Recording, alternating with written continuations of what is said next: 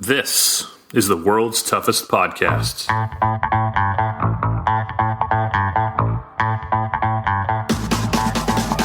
Welcome to the world's toughest podcast, where we talk about any obstacle course race you'd like, as long as that's world's toughest mudder. Each week we talk to members of the WTM community and share stories of success and failure in the single greatest event in OCR. My name is Will Hicks, and this is the world's toughest podcast. Let's go to the phones. Trevor Cichosz, thanks for joining the show. Thanks for having me. Trevor, you are a past champion of World's Toughest Mudder. How do you feel going into this year? Well, it's a year where it looks like I could win again. But there's going to be a lot of variables, new venue, and a lot of new faces showing up, big contenders. So we'll see. What do you think about the new venue? You knew the Vegas venue really well. You ran there several years, every year that we had it in Vegas. What do you think about moving to a new place? It's going to be a lot different with the mud. So it's going to be a lot harder running because Vegas was all hard-packed sand and rock. It was really easy to run on, good, grippy, hard. It's going to be soft, muddy. You'll be up to your ankles, on laps. Like I remember in New Jersey in 2013, there's this section in the woods. It was just really tough to go through. That and also the humidity is going to make it a lot colder at night. What are your plans for the cold? It's going to move faster. I'm going to wear the same stuff I always wore in Las Vegas. But, if I get cold, it's going to move faster. How thick a wetsuit do you wear? 2 mil with 3 mil in section, so it's pretty thin suit. You have it's worked. You have a unique streak at World's Toughest. You have finished on the podium every single year since 2014. The only person to do that in the individual podium, man or woman. Do you think you can do that again this year? Yeah, for sure. I mean, I'm going to go and just grind it out and try to get 100-plus miles, and usually that will get you up there. So I'm pretty sure I'll get 100 miles this year or more. I mean, I could have last year. I stopped, and I've been beating myself up all year or stopping 5 miles short. So I'm not going to do that this year. So 100 miles is the goal, and that should get you up there. I think if you get 100 miles, you're pretty much guaranteed a podium, right? Yep. I know I can do it, even on a terribly tough course like last year. So you're one of the only four guys have run 105 miles or more. You did it when you won in 2016. This year they have the bonus prize at 115. What do you think about running 10 miles more than you did 2 years ago? It's a totally different beast right there, because that means you got to hit 110 in less than 24 hours to start that last lap with enough time to hit 115, which Atkins barely pulled off this last year. In 2016, when I got 105, I did that past the 24-hour mark. So that's closing a lot more time. That's going to be hard to do. 110 miles, 115 miles, either way, it sounds like a lot of miles, right? But you actually ran way more than that recently. Tell me about Scotland. Yeah, so Scotland, I signed up for the race across Scotland in August. It started on the west coast and went all the way across the country to the east coast. And it wasn't in the narrowest part, it was in one of the baddest parts of the country. So, yeah, it was pretty much self-guided. They didn't do any course markings. It was pretty wild. It took me 65 hours, and I ran for 65 hours straight. 65 hours, no sleeping. No sleeping. And what was your final mileage total? 219 miles. 219 miles. That's more than twice as much as you ran in 2016. Yep. So I think I'm ready this year. What are your goals? Are you looking to win? Are you looking to get that 100 miles? How do you look at goals when you go into the race? Everyone does the tiered goals. Bottom tier, my must-complete goal is 100 miles. And then above that, it'd be nice to get 100 miles and get on the podium to keep my streak going. Then, the top tier goal would be to get my 100 miles and win. And then my beyond reach is 115 miles and win. But, it's going to be a really fast course. We'll see. But that's 15-minute laps we got to do to get 115 miles, somewhere around there, 55. I don't know. I haven't done the math yet, but it's going to be insane. Do you plot it out? Like you set it up with your pit crew, like I want to do this speed or this pace for this long? Or do you just go out there and run?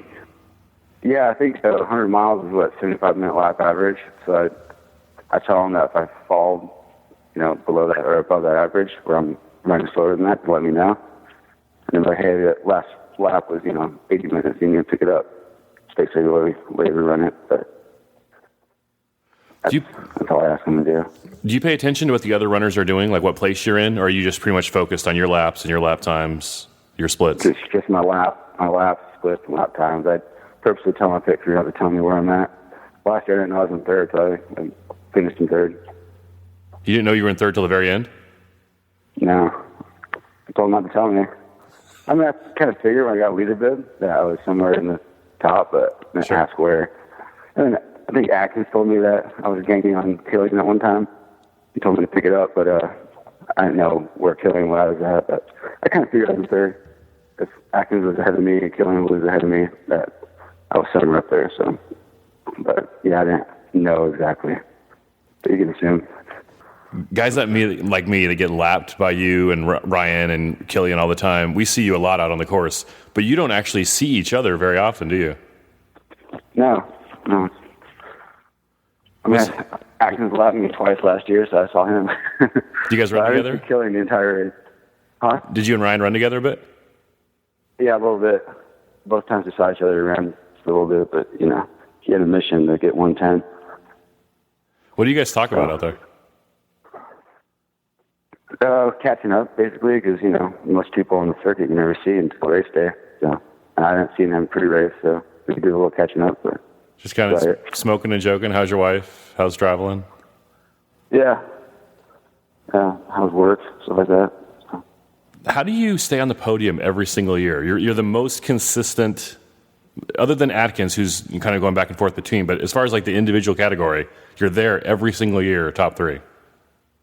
I think it's because I'm racing the course, not racing the competition. Like, a lot of guys go out there and get fed up with where they're at and placement-wise, and they go fast, or they burn themselves out going too fast in the beginning trying to get up there, or they freaking, anything. They get fed up with the competition. They mentally quit because they start falling back, whereas I don't care where I'm at. I'm racing against the course, and I want to get 100 miles or more on the course. So all I care about is the course and my splits and what I'm doing. And that's it. I mean, the course isn't going to change. I mean, they've changed a little bit, but, I know it's possible, and I just strive for that. How did you come to that philosophy? That's very, I've heard it before, but it's not as common as you would think. It's kind of rare. Like, I don't care about the competition. I just want the miles. I'm just worried about the course. I started in all this for personal goals. Like, first year I did it, I just want to see if I could run for 24 hours straight. That's the entire reason I went to WTM. I didn't go there to win. I didn't even think I could run for 24 hours straight, but I did it.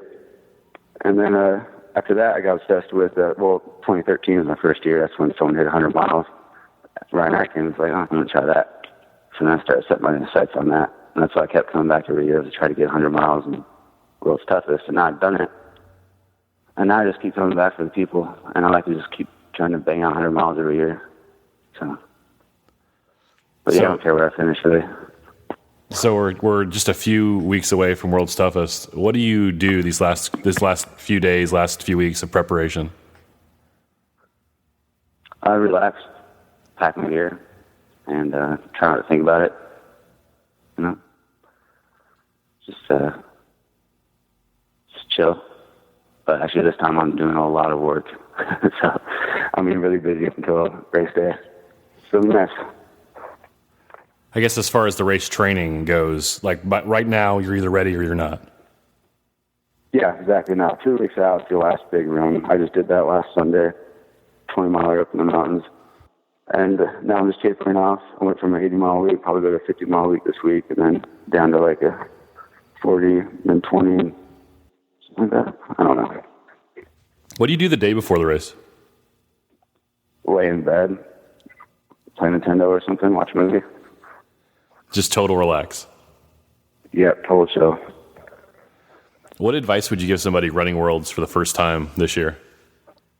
Bring everything you can think of, because you don't want to drop out for a gear reason. I know I'm not minimalistic, but you don't know what you're doing, bring a lot of crap. It's better to have it, not need it. But I know I can go, long ways with a little bit of stuff. So, but I do a lot of this crap all the time. So if you're new to all this endurance stuff, bring a little bit of everything, because you never know what you're going to need. And next year you can get rid of all the crap you didn't touch, and eventually your 3 giant duffel bags you bring to the race becomes one little duffel bag. So. How big is your duffel bag that you bring now? I don't know, liter-wise. It's a small North Face bag. Like you can carry it in one load just on your arm, on your shoulder? Yeah, it's the same bag that I have when you pick me up in Berlin. It's just like a day bag almost. Yeah, you strap on your back. It's a backpack / duffel. My first time at World's Toughest Mudder, I brought an entire SUV full of gear, literally an SUV packed. I was packed, cramming things in before I left. I might need this.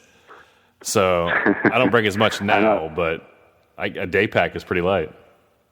5 years in, I still bring food to the race, and I never eat it. I always end up just going with the gels and all that crap. Trevor, do you have any sponsors or anything you'd like to plug? Yeah, Go Tough, Team Go Tough, Jim Campbell. He started that. He's been helping me out a lot the last couple of years. And, Beat Elite and Merrill. Merrill has me with shoes, which is great. So. And Dry Robe. What kind of shoes do you run in? What is it, Agility Peak Flex? Yeah, I'm just started using that shoe, and I love it. And it actually fits my foot, which is crazy. A lot of shoes don't fit my feet. How can people find you on social media? Facebook, my name, Trevor Cichosz. I guess mostly use Instagram, and I'm Ground Pounder PNW. And, no Twitter. Then I got my blog, groundpounder.org. Trevor, any last thoughts on World's Toughest Mudder? I'm excited. Let's do it. Trevor Cichosz, thanks much. Thanks for having me. Bye.